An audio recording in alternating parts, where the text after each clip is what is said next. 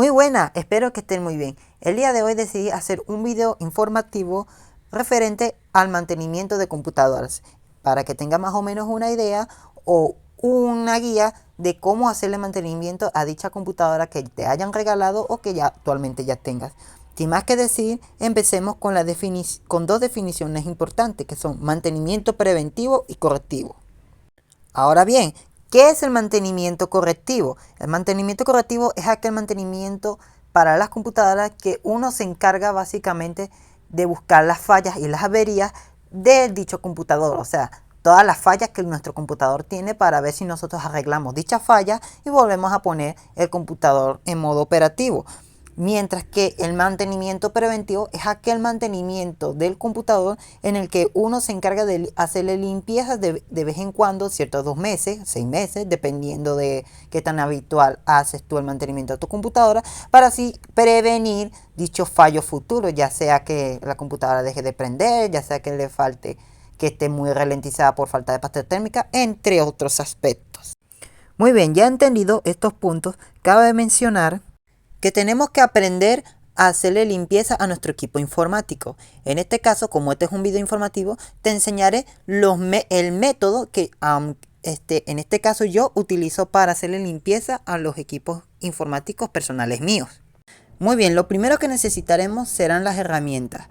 Para ello utilizaríamos las siguientes herramientas: un destornillador de cruz o de pala de diferentes tamaños y cantidades, un paño seco, ya sea de microfibra o uno normal, guantes de látex o una pulsera antiestética para evitar dañar componentes, y por lo recomendado una sopladora de aire caliente, ¿verdad? De aire, que es la herramienta ideal para mantenimiento. Y en dado caso que no tengas una sopladora, puedes utilizar también una secadora de cabello que sople por lo menos aire frío para evitar así soplar aire caliente a los fan coolers y dañarlos.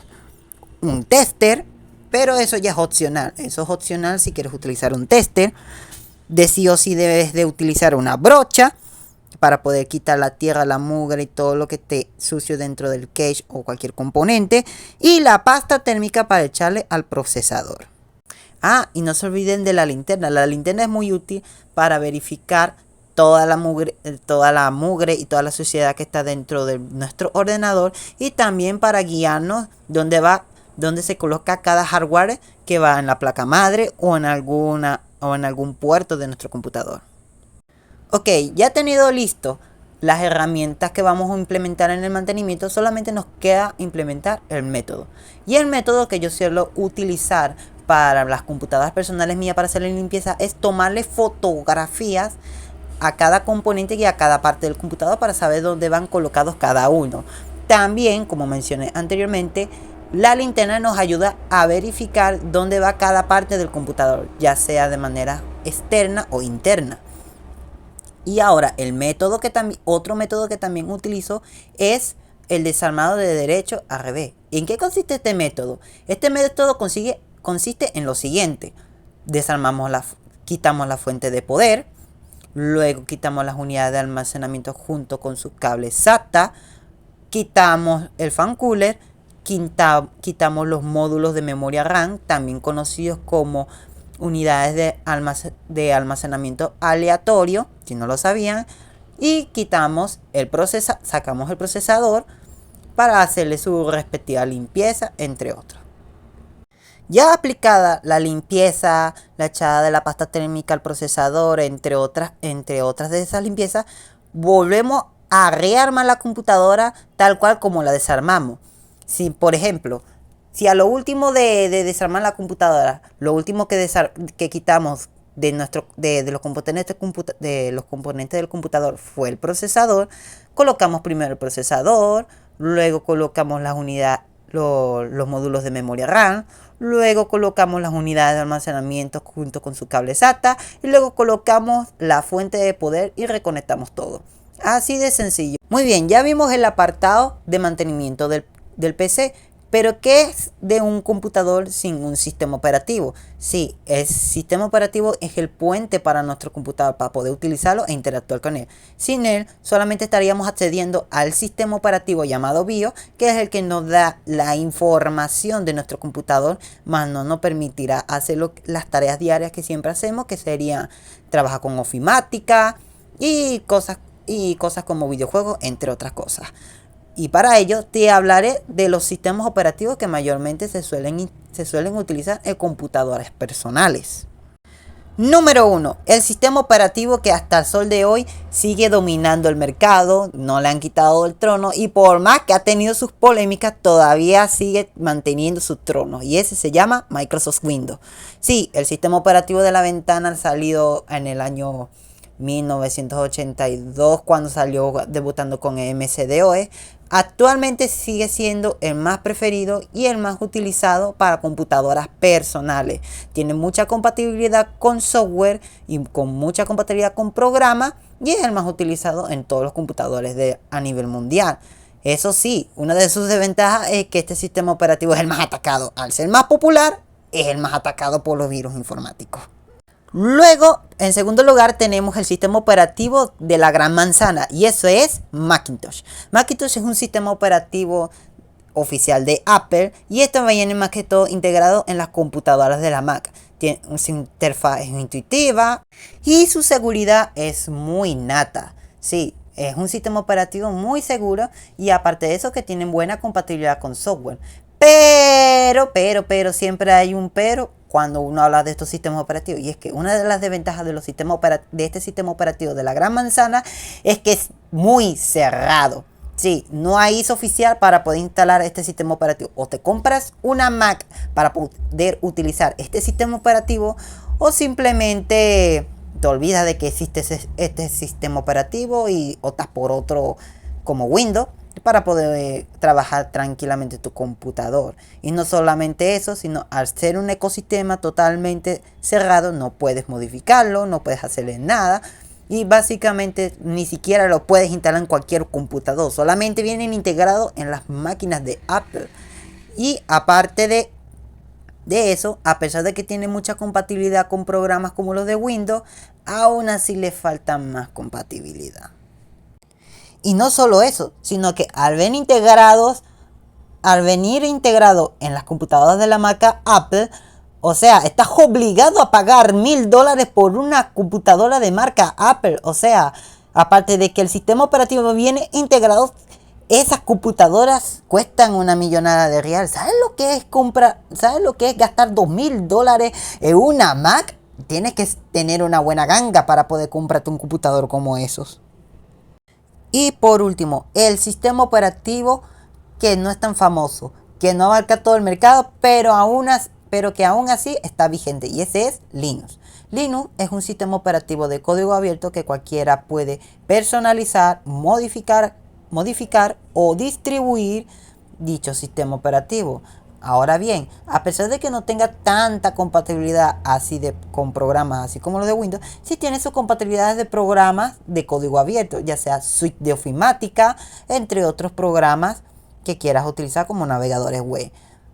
Muy bien, esto suena bonito y todo lo del sistema operativo Linux, pero como todo sistema operativo siempre tiene sus altas y sus bajas.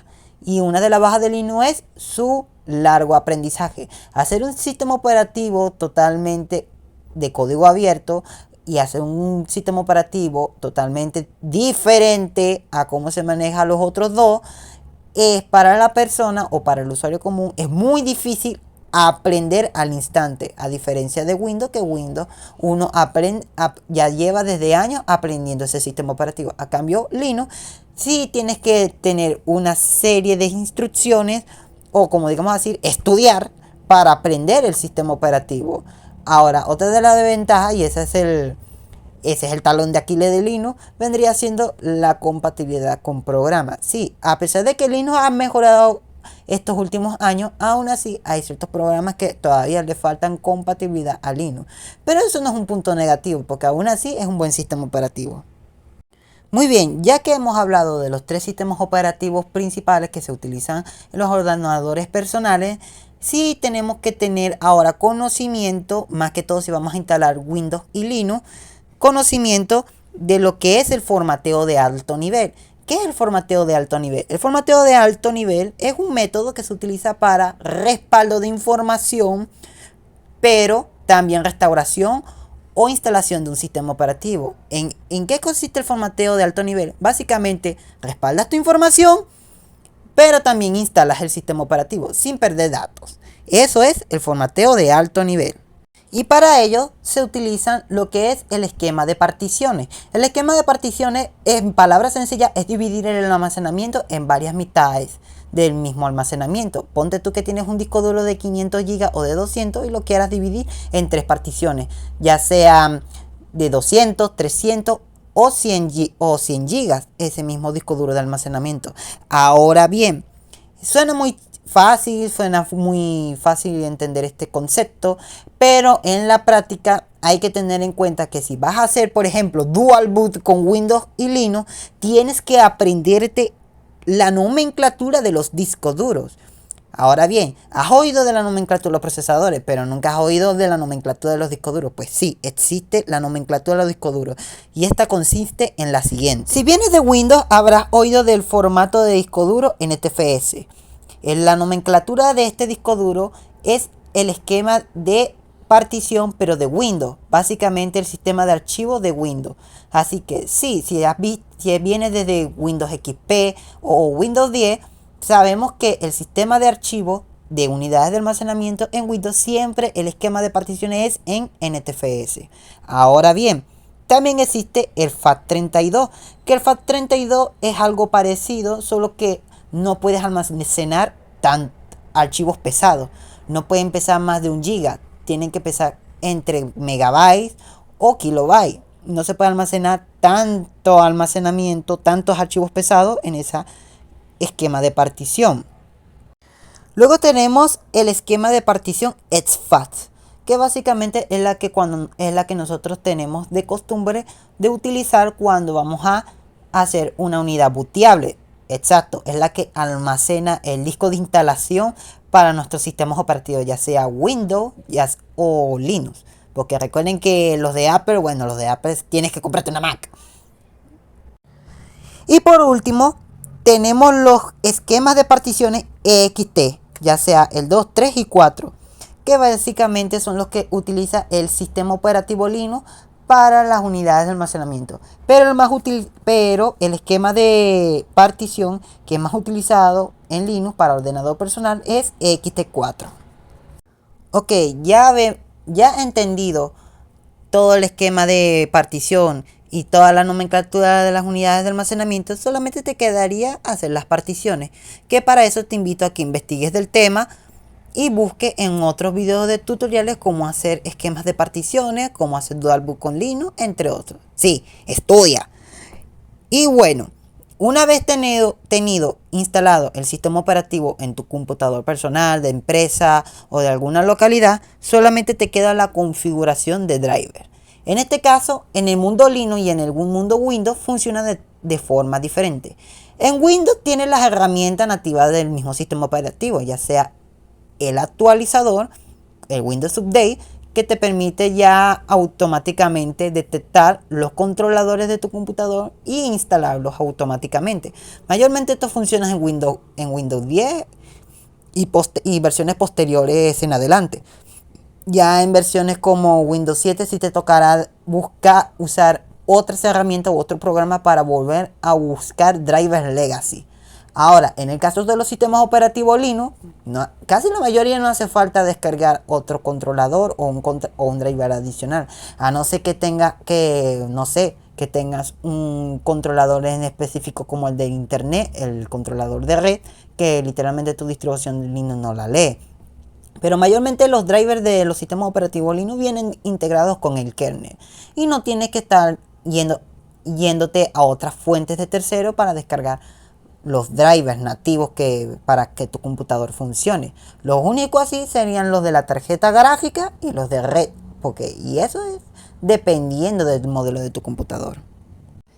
Ok, ya teniendo los drivers configurados de ambos sistemas operativos o que ya los componentes de nuestro computador estén en funcionalidades, o sea, ya listo para utilizarse, ya nos quedaría es la reinstalación de los programas, ya sean extractores de archivos, ya sea suite de ofimática, ya sea reproductores de video o de música, o cualquier software o programa que sueles usar al día a día.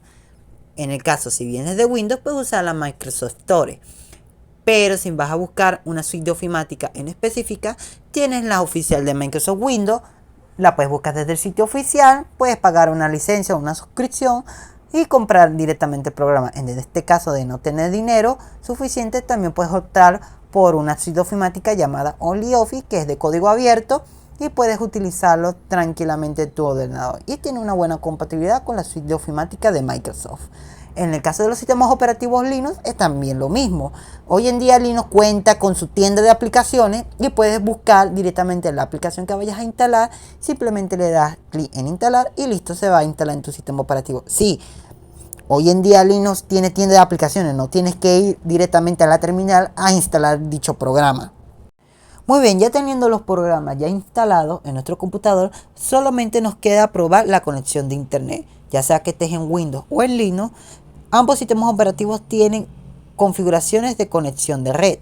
En el caso de Windows, si estás usando una laptop, simplemente pulsas el icono de Wi-Fi, busca la red a la que te quieres conectar, coloca la contraseña y listo. Ya te estarías conectando a tu red de internet. En el caso de los sistemas operativos Linux, es lo mismo. Tal vez antes no, pero hoy en día Linux ha mejorado en su interfaz gráfica, que el método es exactamente igual que el de Windows. Simplemente pulsas el icono del Wi-Fi, pulsas la red a la que te quieres conectar, colocas la contraseña y automáticamente el sistema operativo te estaría conectando a la red de internet. Así que estos serían los métodos para conectarse a internet. En dado caso que tengas un cable Ethernet, una conexión de cable Ethernet, ahí sí las configuraciones dependen de tu router y de los drivers y los controladores y drivers de tu equipo. En este caso, en Windows, sí tendrías que revisar que está monitoreando la red y todas esas cuestiones. En Linux sí tendrías que probar si la distribución a la que estás utilizando tiene compatibilidad con dicho router de internet. En dado caso de que no lo tengas, sí tendrías que o descargar dicho driver del sitio oficial del proveedor o simplemente buscar alguna distribución que sí tenga compatibilidad con ese router. Muy bien, ya teniendo nuestro computador listo para usarse, ya solamente nos quedará hacer copias de seguridad del mismo. Sí, independientemente del sistema operativo en el que esté, todo sistema operativo tiene para hacer respaldos o copias de seguridad. Hay muchos métodos para hacerlo.